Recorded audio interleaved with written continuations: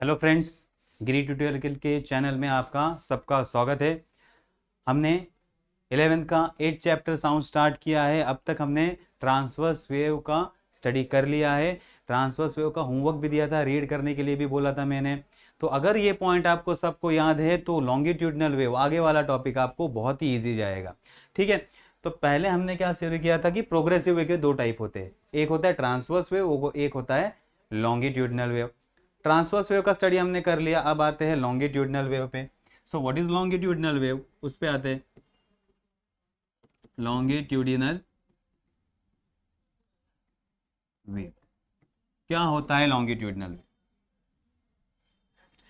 तो transverse wave का definition था, उसमें से थोड़ा सा चेंज कर दिया हमने डेफिनेशन, तो लॉन्गिट्यूडनल वेव का डेफिनेशन बनता था। क्या था हमारा? हमने उसमें वाइब्रेशन ऑफ पार्टिकल लिया था और दूसरा क्या लिया था? Direction of propagation wave. ये एक दूसरे को परपेंडिकुलर होंगे तो ट्रांसवर्स वेव, अब यहां अगर पैरेलल होंगे तो हम कहेंगे ये longitudinal wave. A wave in which wave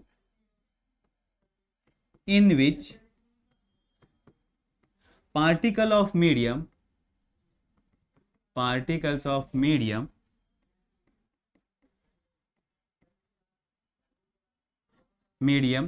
vibrate, और particle of medium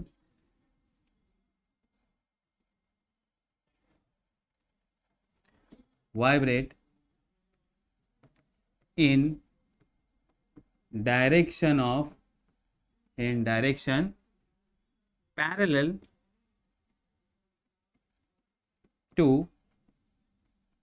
direction of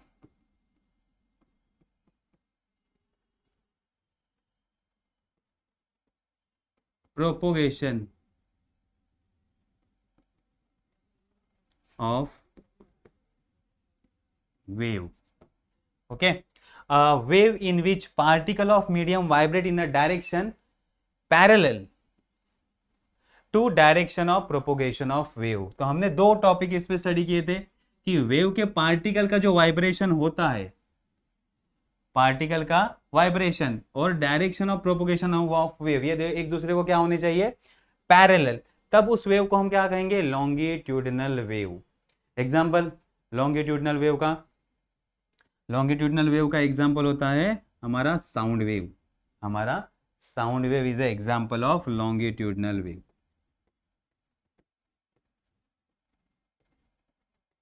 अब हमने ये लिख दिया sound wave is nothing but a longitudinal wave. अब थोड़ा सा एक्सप्लेन करते हैं इसको कि क्या होता है। जब आपने स्प्रिंग लिया होगा, स्प्रिंग को कॉम्प्रेस किया, छोड़ दिया, तो क्या होता है? वो एक्सपांड होता है। ठीक है, ऐसा हमने स्प्रिंग एक कॉर्नर से दूसरे कॉर्नर में कनेक्ट कर दिया और उसका जो छोटा सा पोर्शन हमने कॉम्प्रेस किया और उसको छोड़ दिया, तो ये क्या होगा? Compression rarefaction, compression rarefaction. ऐसे करते करते वो आगे बढ़ते जाएंगे, कॉम्प्रेशन रेयरफेक्शन। तो कुछ स्प्रिंग नजदीक आएगी, कुछ वाइडली स्पेस होगी, नजदीक आएंगी, ऐसे करते करते वेव आगे जाएगा। सो पार्टिकल कैसे वाइब्रेट कर रहे हैं? इस तरह से। और वेव कहाँ जा रहा है? उसी डायरेक्शन में जा रहा है। सो डायरेक्शन एक दूसरे को क्या है? पैरेलल है। सो उसको हम कहते हैं, देखो क्या हो रहा है, पार्टिकल का वाइब्रेशन ऐसा, और वेव का डायरेक्शन भी same, propagation of wave. Wave इस डायरेक्शन में जा रहा है और ये वाइब्रेशन उसी के सम पैरेलल में हो रहा है। तो पार्टिकल ऐसे ऐसे वाइब्रेट करेंगे और धीरे धीरे आगे जाएंगे। ये पार्टिकल एक दूसरे को वाइब्रेशन अपना देते जाएंगे और वेव आगे आगे पहुंचता जाएगा। ये पार्टिकल नेक्स्ट वाले पार्टिकल को वाइब्रेशन देगा, ये नेक्स्ट वाले को देगा, और ऐसे वाइब्रेट करते करते वेव आगे चले जाएंगे। तो पार्टिकल नजदीक आएंगे, दूर जाएंगे, नजदीक आएंगे, दूर जाएंगे, ऐसे करते वेव आगे बढ़ता जाएगा। इस वेव को कहते हैं लॉन्गिट्यूडनल वेव। इनमीन vibration of particle and direction of propagation of wave एक दूसरे को क्या होते हैं? पैरेलल होते हैं। याद रखने के लिए सिंपल कंसेप्ट। अब हमने लॉन्गिट्यूडनल वेव का स्टार्ट एल से किया है, तो हम स्मॉल वाले दो एल निकाल लेंगे। ये हमारा पैरेलल वाला साइन, एक को कहेंगे वाइब्रेशन ऑफ पार्टिकल, एक को कहेंगे direction of propagation of wave, direction of propagation of wave. तो क्या बोलेंगे, a wave in which vibration of particle in direction parallel to direction of propagation of wave, ये पैरेलल वाला sign, vibration of particle direction of propagation एक दूसरे को parallel रहेंगे, then it is known as a longitudinal wave. समझ में आ गया लॉन्गिट्यूडनल वेव क्या होता है, जैसे हमारा कीड़ा चलता है ना ऐसे, कॉम्प्रेशन रेयरफेक्शन, कॉम्प्रेशन रेयरफेक्शन, उस तरह का वेव होता है। लेकिन हमें पता है वेव में पार्टिकल एक जगह से दूसरी जगह नहीं जाते, सिर्फ क्या करते रहते हैं, वाइब्रेट, अपनी जगह पे वाइब्रेट करते रहेंगे और वेव आगे बढ़ता रहेगा। ठीक है, ये हो गया हमारा लॉन्गिट्यूडनल वेव। तो अब आते हैं लॉन्गिट्यूडनल वेव के कैरेक्टरिस्टिक पे। अगर आपको ट्रांसवर्स वेव के कैरेक्टरिस्टिक पता है तो सिमिलर ही हमें लॉन्गिट्यूडनल वेव के कैरेक्टरिस्टिक है। So characteristics of longitudinal wave,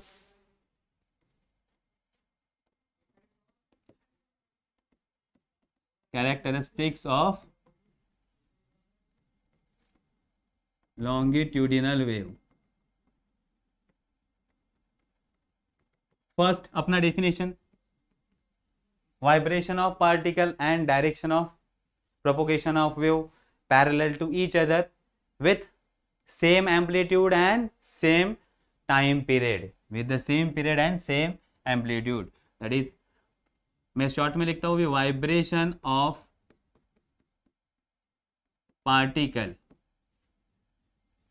parallel in direction of propagation of wave, ये तो होगा, लेकिन उसका एम्पलीट्यूड क्या होगा, same amplitude and time period भी सेम होगा, टाइम पीरियड भी सेम होगा। तो हर एक पार्टिकल का ऑसिलेशन का टाइम पीरियड या वाइब्रेशन का टाइम पीरियड सेम होगा और उसका एम्पलीट्यूड भी सेम होगा। तो जितना एक पार्टिकल मैक्सिमम डिस्प्लेसमेंट जा रहा है उतना ही दूसरा पार्टिकल भी जाएगा। ओके, तो एक को वाइब्रेट करने के लिए 5 सेकेंड लगेंगे टाइम, तो दूसरे को भी वाइब्रेट करने के लिए कितना लगना चाहिए टाइम, 5 सेकेंड। टाइम सेम होना चाहिए या टाइम पीरियड सेम होना चाहिए। एक का एम्पलीट्यूड ए है तो दूसरे का भी एम्पलीट्यूड ए होना चाहिए। ठीक है, ये समझ में आ गया। Next second point, longitudinal wave travel through medium, then medium divided into 2 parts, means हमने 2 पार्ट, उसको क्या बोलेंगे, एक को बोलेंगे कॉम्प्रेशन, एक को बोलेंगे rarefaction. Okay, when longitudinal wave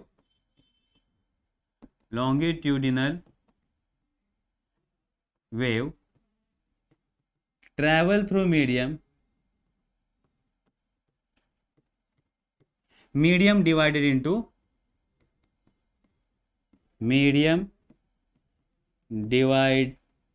divided into alternate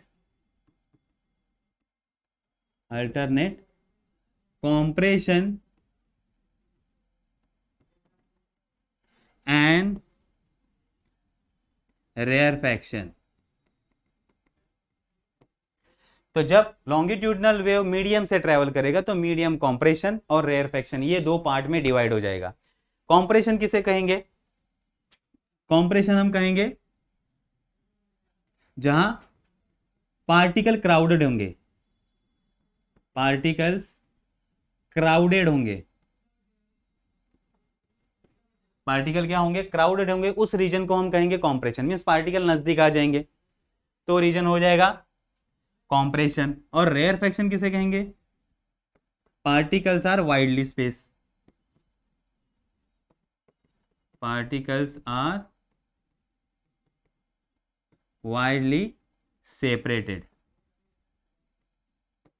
okay, जब पार्टिकल दूर जाएंगे, जब पार्टिकल नजदीक आएंगे तो कॉम्प्रेशन, क्राउडेड रीजन, और जब पार्टिकल दूर जाएंगे तो रेयरफेक्शन। मीन्स अगर वेव को ड्रॉ करें तो पार्टिकल बहुत ही नजदीक आ गए, ये हो गया कॉम्प्रेशन, पार्टिकल दूर चले गए रेयरफेक्शन, वापस पार्टिकल नजदीक आ गए कॉम्प्रेशन, वापस पार्टिकल दूर चले गए rarefaction, compression rarefaction, compression rarefaction. So ये हो गया कॉम्प्रेशन रेयरफेक्शन, कॉम्प्रेशन रेयरफेक्शन। इस तरह से वेव जब ट्रेवल करता है तो पार्टिकल नजदीक आते हैं कॉम्प्रेशन, पार्टिकल दूर जाते हैं रेयरफेक्शन। तो मीडियम किस में डिवाइड हो गया, 2 पार्ट में, कॉम्प्रेशन एंड रेयरफेक्शन। जैसे ही कॉम्प्रेशन आएगा पार्टिकल नजदीक प्रेशर बढ़ जाएगा, तो इसे कहते हैं हाई प्रेशर जोन। इसे क्या कहते हैं? High pressure zone. और जैसे ही पार्टिकल दूर चले जाएंगे प्रेशर लो हो जाएगा, तो इसे कहते हैं लो प्रेशर जोन। याद रखो, compression means high pressure, rarefaction means low pressure. ये भी पॉइंट आपको याद रखना है। यहां प्रेशर क्या होगा? High pressure zone, pressure high होगा। और यहां क्या होगा? लो प्रेशर, ये लो प्रेशर जोन है, रेयरफेक्शन। ठीक है, ये पॉइंट समझ में आ गया। सेकेंड पॉइंट क्लियर हो गया। अब आते हैं third point.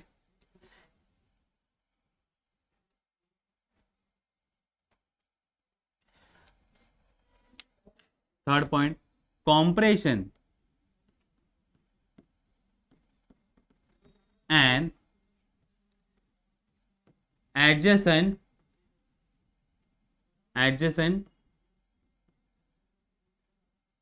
rarefaction form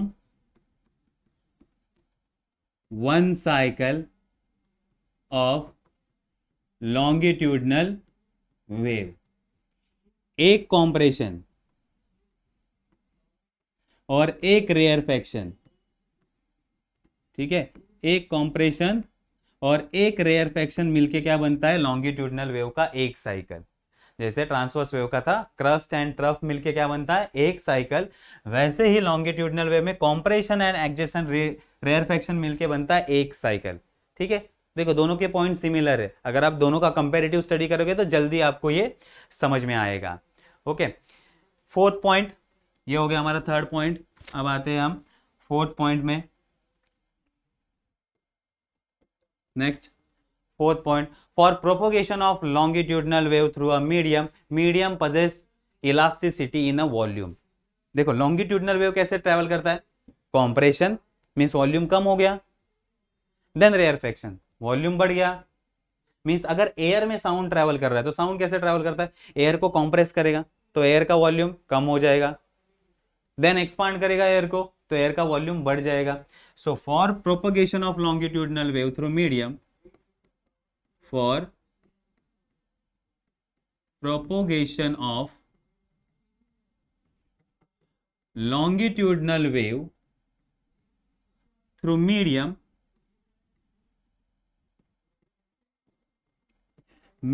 possess, okay, medium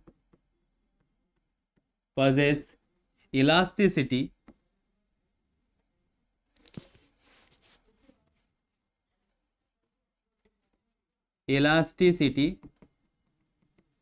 in volume.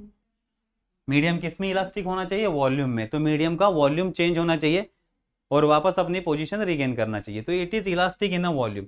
Volume change करने वाले मीडियम से ही या इलास्टिक होने वाले मीडियम से ही ये लॉन्गिट्यूडनल वेव प्रोपोगेट करता है। इसलिए लॉन्गिट्यूडनल वेव लिक्विड से ट्रेवल कर सकता है, ये सॉलिड से ट्रेवल कर सकता है एंड ये गैसेस से भी ट्रेवल कर सकता है। ठीक है, so longitudinal wave travel through liquid, solid and gases. क्योंकि लिक्विड कंप्रेस हो सकते हैं, इलास्टिसिटी एंड वॉल्यूम होते हैं, सॉलिड में भी होता है elasticity and volume and gases में भी होता है। इसलिए ये तीनों से लॉन्गिट्यूडनल वेव प्रोपोगेट कर सकता है। ठीक है, देन 5 पॉइंट। अब वेव क्या होता है? वेव क्या करता है? ट्रांसफर, एनर्जी ट्रांसफर करता है। तो यहां एनर्जी कौन लेके जाएंगे इस वेव में? In longitudinal wave compression and rarefaction responsible for advance energy in a medium। तो एनर्जी ट्रांसफर किसकी वजह से करती है? Because of compression and rarefaction. तो compression and rarefaction, compression and rarefaction, compression and rarefaction is responsible for advance energy in medium। Medium में energy आगे आगे किसकी वजह से जाएगी? Because of compression and rarefaction. Compression होगा, रेयरफेक्शन होगा और एनर्जी आगे आगे ट्रांसफर होती जाएगी। ठीक है, फोर्थ फिफ्थ पॉइंट समझ में आ गए। अब आते हैं हम नेक्स्ट 6 पॉइंट में।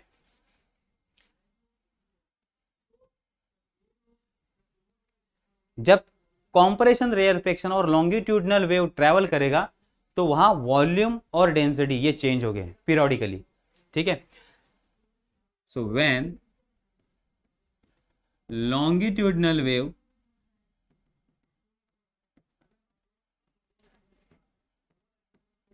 travel through medium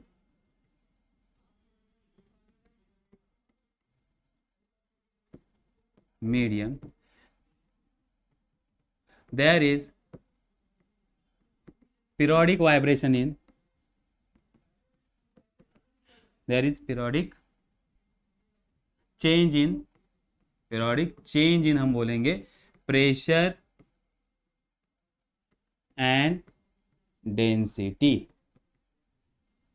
okay, pressure and density. Pressure जब फोर्स अप्लाई होगा एक सर्टन एरिया पे तो उसे हम बोलते हैं pressure. Pressure is equal to force upon area. तो जब कॉम्प्रेशन होगा तो पार्टिकल नजदीक आएंगे तो यहां प्रेशर वाला जोन बढ़ जाएगा, प्रेशर हाई। और जब रेयरफेक्शन होगा, पार्टिकल दूर जाएंगे तो प्रेशर क्या हो जाएगा, कम हो जाएगा। सो कॉम्प्रेशन में प्रेशर बढ़ेगा, रेयरफेक्शन में प्रेशर कम होगा। वापस कॉम्प्रेशन आएगा, कॉम्प्रेशन में प्रेशर बढ़ेगा और रेयरफेक्शन में प्रेशर वापस कम हो जाएगा। तो it is periodic change in a pressure. Pressure में पीरियोडिक चेंज हो रहा है। Second, density. डेंसिटी क्या होता है, mass upon volume. Unit volume में कितना मास है। जब पार्टिकल नजदीक आएंगे तो मास बढ़ जाएगा उस रीजन का, तो डेंसिटी क्या हो जाएगी, हाई, क्योंकि पार्टिकल नजदीक आ गए। पार्टिकल नजदीक आ गए तो डेंसिटी बढ़ेगी, क्योंकि इतने से एरिया में या इतने से वॉल्यूम में ज्यादा पार्टिकल हो जाएंगे। और जब रेयरफेक्शन हो जाएगा तो पार्टिकल दूर चले जाएंगे।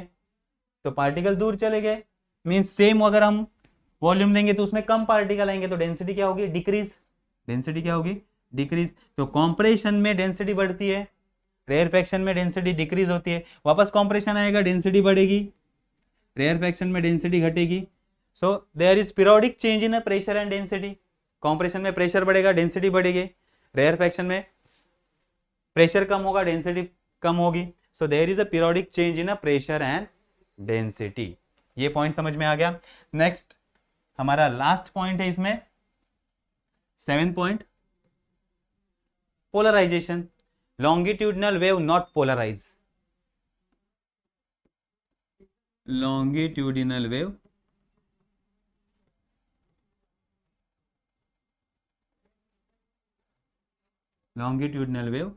Not polarize. अब ये पोलराइज क्यों नहीं होगी, ठीक है। देखो, वेव वाइब्रेट इस तरह से करके आगे आगे जा रहा है। अगर उसके अंदर हमने विंडो रख दिया तो विंडो से ही इजीली पास करेगा, क्योंकि जिस डायरेक्शन में वेव जा रहा है उसी डायरेक्शन में पार्टिकल वाइब्रेट कर रहे हैं। तो पार्टिकल ऐसे वाइब्रेट कर रहे हैं, विंडो भी रख दिया तो विंडो में से पार्टिकल निकल सकते हैं। जब परपेंडिकुलर वाइब्रेशन होते तो विंडो को वो क्रॉस नहीं कर पाते, विंडो पे क्या आ जाएंगे, अटक जाएंगे। ऐसे विंडो पे क्या हो जाएंगे, अटक जाएंगे। जैसे पार्टिकल वाइब्रेट करते रहेंगे तो विंडो पे अटक जाएंगे। लेकिन इस केस में क्या कर रहे हैं, जैसे ही विंडो है, विंडो से ये आराम से निकल जाएंगे, क्योंकि जिस डायरेक्शन में वेव जा रहा है उसी डायरेक्शन में पार्टिकल वाइब्रेट कर रहे हैं। तो इसको हम पोलराइज नहीं कर सकते।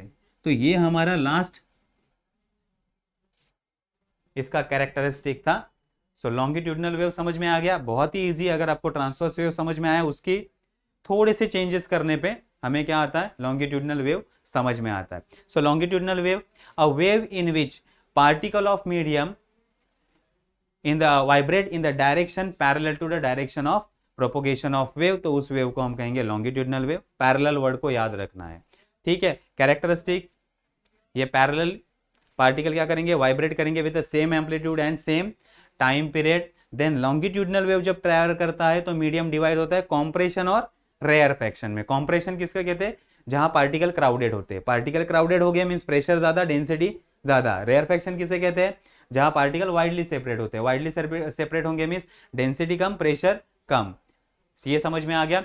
देन एक कॉम्प्रेशन और एडजेसेंट रेयरफेक्शन मिला के क्या बनता है, एक साइकिल ऑफ लॉन्गिट्यूडनल वेव। अगर लॉन्गिट्यूडनल वेव को मीडियम से ट्रेवल करना है तो किसमें इलास्टिसिटी चाहिए, वॉल्यूम में इलास्टिसिटी चाहिए। किसमें इलास्टिसिटी चाहिए, वॉल्यूम में। इसीलिए लॉन्गिट्यूडनल वेव सॉलिड से, लिक्विड से एंड गैसेस, ये तीनों से भी ट्रेवल कर सकता है। ओके, कॉम्प्रेशन और रेयरफेक्शन ये रिस्पॉन्सिबल है एनर्जी ट्रांसफर करने के लिए, एक जगह से दूसरी जगह एनर्जी कौन लेके जाएंगे, कॉम्प्रेशन एंड रेयरफेक्शन। ओके, जब कॉम्प्रेशन रेयरफेक्शन या लॉन्गिट्यूडनल वेव ट्रेवल करेगा तो प्रेशर और डेंसिटी में चेंजेस होंगे, there is a periodic change in pressure and density, pressure बढ़ेगा डेंसिटी बढ़ेगी, प्रेशर कम होगा डेंसिटी कम होगी, ये मैंने कहा था कॉम्प्रेशन और रेयरफेक्शन में क्या होता है। देन लॉन्गिट्यूडनल वेव को हम पोलराइज नहीं कर सकते, ठीक है। अब दोनों समझ में आ गए, transverse wave and longitudinal wave. तो आपके लिए एक होमवर्क है, अगर आप करना चाहते हो होमवर्क करो इसको, तो आपको ज्यादा समझ में आएगा। Distinguish between transverse wave and longitudinal wave, एक तरफ ट्रांसवर्स वेव लिखो, एक तरफ लॉन्गिट्यूडनल वेव लिखो, तो आपको ज्यादा आइडिया क्लियर होगा, ठीक है। कंपैरेटिव स्टडी हो जाएगा दोनों का। तो ये एक होमवर्क आप करके रखो कि ट्रांसवर्स वेव और लॉन्गिट्यूडनल वेव के डिफरेंस आपको लिखने हैं, ठीक है। तो यहां हम लेक्चर हमारा फिनिश करते हैं। Thank you.